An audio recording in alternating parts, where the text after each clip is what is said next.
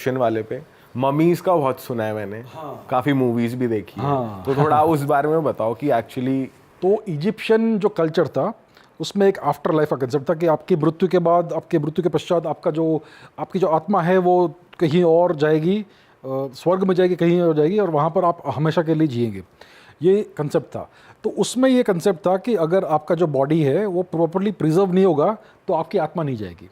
तो उसको फिर उन्होंने एक प्रोसेस निकाला जिससे सबसे पहले वो मृत शरीर के जितने भी इंटरनल ऑर्गन्स है, इंटेस्टाइन्स, हार्ट, लंग्स, ब्रेन, सब निकाल देते थे ताकि जो इजीली डिकम्पोज हो जाए वो सारा मटेरियल, सारा पदार्थ निकालते थे। उसके बाद पूरे जो बॉडी था उसको एक सॉल्ट बाथ में डालते थे। नेट्रन नाम का एक लेक है, वहाँ से वो लेके आते थे वो सॉल्ट, वो केमिकल कंपाउंड्स, उससे पूरा मॉइस्चर निकल जाता था बॉडी से और वो पूरी तरह से ड्राई होता था इवेंचुअली। ये लंबा प्रोसेस था, एक दिन में नहीं होता था, शायद कुछ सप्ताह लगते थे उसको।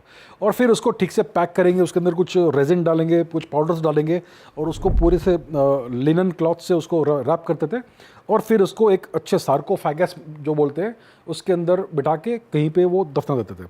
ये प्रोसेस था उनका। तो ममीज़ बहुत हज़ार वर्ष पुरानी मिलती है, 2000-3000 वर्ष पुरानी ममियाँ। और पिछले 1000 वर्ष में जब यूरोप ने इजिप्शियन ममीज़ को डिस्कवर किया तो एक अजीब सा उनमें एक रिवाज आ गया यूरोप में कि वो ममीज़ को परचेज कर ख़रीदते थे, उसका पाउडर बनाते थे और उसको दवाइयों में डाल के उसको खाते थे। उसको ये मुमिया बोलते थे, मुमिया। इस पाउडर को पर्पस क्या था, रीज़न बीइंग? वो मानते थे कि इससे आपकी आयु बढ़ेगी, आयु लंबी होगी, आपकी हेल्थ अच्छी होगी, आपको अगर कुछ बॉडी में कुछ इलनेस है तो वो ठीक हो जाएगी। तो ये मम्मीज़ को खाते थे, यूरोपियंस खाते थे। सोचिए, कैनिबलिज्म यूरोप में और यूके में, इंग्लैंड में ये सब ये था। और ये बहुत महंगा होता था जो मम्मीज़ का powder, so only rich people could afford. Sir ये जो गांधार राज था पहले, जो कि अब ईरान और ये सब है, तो इसको क्या सही में शकुनी जो था उसकी वजह से था, क्योंकि जो वॉर हुई उसी की वजह से हुई, जो महाभारत हुई उन्हीं की वजह से हुई, तो ऐसा क्या सच है कि उनकी वजह से हो रहा है अभी तक भी वहाँ पे शांति नहीं है, पीस नहीं है? हाँ, तो गांधार जो जगह है वो northern most part of India था। आज वो रीजन को हम अफगानिस्तान कहते हैं, ठीक है। तो हमारे जो बहुत पुराने टेक्स्ट है, वैदिक टेक्स्ट, पोस्ट वैदिक टेक्स्ट है, उसमें गांधार के बहुत रेफरेंसेस आते हैं। फॉर एग्जांपल बौद्धयाना श्रोत सूत्र नाम का एक टेक्स्ट है, वो लेट वैदिक टेक्स्ट है, उसमें गांधार की बात आती है, पार्श्व की बात आती है, अराता की बात आती है। तो गांधार वो अफगानिस्तान, इसमें कोई डिस्प्यूट नहीं है, प्रेजेंट डे अफगानिस्तान। और वो लोग हमारे ही लोग थे, दोज वर इंडियन पीपल। और फॉर एग्जांपल तक्षशिला का जो यूनिवर्सिटी था वो भी गांधार में था, ओके। और जो महाभारत की बात होती है, जो गांधारी वहाँ से आई, उनका भाई, उनके भ्राता थे शकुनी, वो भी वहाँ से थे। और शकुनी बहुत क्रोधित थे, बहुत गुस्से में थे कि उनकी बहन जो थी उसको एक अंधे व्यक्ति से विवाह करना पड़ा। तो इसके लिए वो उन्होंने ये प्रण लिया था कि मैं इनको मरवाऊंगा सबको। तो ये बात है।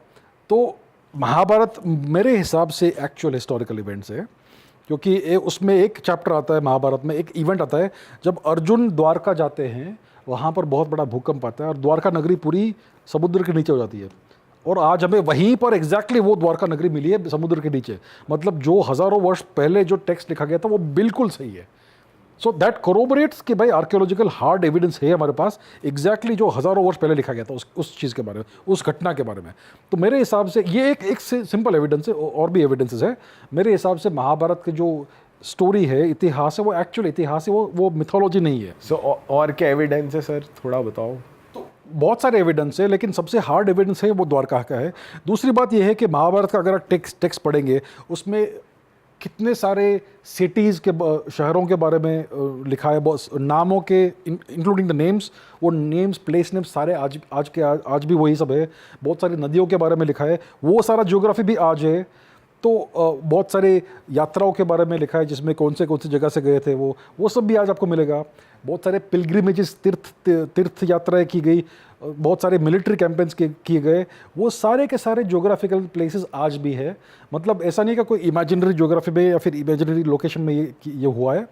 तो that is one thing. For example बहुत सारे बैटल फील्ड्स के नाम आज भी, हम दिल्ली में इंद्रपथ क्या है भाई, इंद्रप्रस्थ है ना। सोनीपत क्या है, सोनीप्रस्थ है। सो ऐसे बहुत सारे आपको लोकेशंस मिलेंगे। और अनफॉर्चुनेटली हमारे एएसआई ने वहाँ पर कुछ भी आर्कियोलॉजिकल काम नहीं किया है। हम जानते हैं इंद्रप्रथ कहाँ पर है, तो भाई जाओ और काम करो, अपना खोदो यार, आपको मिलेगा एविडेंस। लेकिन नहीं ढूंढेंगे ये लोग। द्वारका में 30 साल से कोई आर्कियोलॉजिकल एक्सपेडिशन नहीं हुआ है। क्यों नहीं हुआ है? अरे भाई, हमारे जो डाइवर्स है, स्कूबा डाइवर्स, वो कह रहे हैं कि हम अपने पैसे से जाकर ये करेंगे, लेकिन उनको परमिशन नहीं मिल रहा है। तो ये बात है, ये लोग हमारा हिस्ट्री छुपाना चाहते हैं। Mahabharata is not mythology, it is history. Sir छुपाना क्यों चाह रहे हैं, इसके पीछे क्या रीज़न है? अब ये कौन छुपा रहा है? ये मोस्टली एएसआई छुपाना चाहता है। एएसआई सिर्फ मुगल मॉन्यूमेंट्स को प्रिजर्व करना चाहता है, बाकी सब भाड़ में गया। अभी एएसआई की स्थापना किसने की? अंग्रेजों ने की। हमारे जो अंग्रेज थे ना, जिन्होंने हमारे देश की का डिस्ट्रक्शन किया, उन्होंने एएसआई की स्थापना की। एएसआई का पर्पस क्या था कि भारत में जितने भी ऐसे आर्कियोलॉजिकल और ऐसे जोन से, लोकेशन से, उनका फर्स्ट ऑफ ऑल एक लिस्ट बनाए बहुत बड़ा, वहाँ पर क्या क्या है वो उसका लिस्ट बनाए, और जो कुछ भी वैल्यूएबल है वो लेके यूके में भेज दो। आज आप लंदन म्यूजियम जाओ और ब्रिटिश म्यूजियम लंदन में, वहाँ पर हमारे कितने महान ट्रेजर्स वहाँ पर रखे हुए हैं। ये सब कहाँ से आए? ये एएसआई ने निकाले भारत से। मैं नहीं कह रहा कि आज का एएसआई वो एएसआई है, लेकिन वही इंस्टीट्यूशन है। आज चोरी कर रहे, ऐसा मैं नहीं कह रहा। क्रिएट उन्होंने किया है, क्रिएट वही, और वो सारे ब्यूरोक्रेटिक एटीट्यूड्स जो है वो आज भी है वहाँ पर। तो उनका हमेशा फोकस था कि steal Hindu and Indian pre Islamic art and stash it and take it to Europe and the West and preserve the Mughal monuments. तो आज भी वही उनका पॉलिसी है। आज भी आप देखेंगे कि बहुत सारे मंदिरों से मूर्तियाँ गायब होती है। 3 साल बाद आपको इस कलेक्शन में मिलेगी, उस कलेक्शन में मिलेगी। कैसे हो रही है? मैं नहीं कह रहा कि एएसआई चुरा रही है, लेकिन एएसआई के सुपरविजन के अंडर या उनके रिस्पॉन्सिबिलिटी के अंदर जो मॉन्यूमेंट्स है, वहाँ से ये सब हो रहा है। मतलब there is negligence, and I would say it's bordering on criminal negligence. It is destroying our heritage. जी बोल रहे? इंडियन गवर्नमेंट इस पर काम क्यों नहीं करती है? एएसआई इंडियन गवर्नमेंट के अंडर आता है, under the department, sorry, ministry of culture के अंडर आएगा, आई एम श्योर। अब मैं नहीं जानता कि ये लोग क्या कर रहे हैं। मेरे हिसाब से जो भारत सरकार की जो ministry of culture and tourism है, मेरे हिसाब से it is one of the worst performing ministries in India. Okay, that's my opinion about this.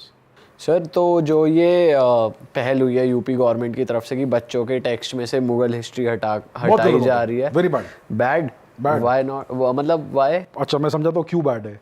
अगर आप अपना इतिहास पूरी तरह से 360 डिग्री से अगर देख नहीं पाएंगे, तो आपको समझेगा नहीं कि what went wrong in the past, और फिर आप वही गलतियां वापस दोहराओगे इन द फ्यूचर में। कहा ना कि जो अगर आप हिस्ट्री पढ़ेंगे तो आप फ्यूचर को प्रेडिक्ट कर पाएंगे टू सम एक्सटेंट।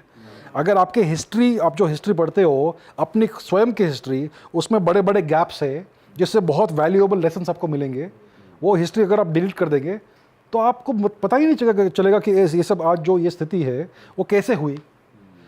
अगर आप अच्छे से हिस्ट्री पढ़ते तो आप ये समझ पाते कि आज का जो विश्व है वो कैसे बना। अगर आपके पास वो इन्फॉर्मेशन में बड़े बड़े गैप्स है तो आपको समझेगा नहीं कि ये सब कैसे हुआ।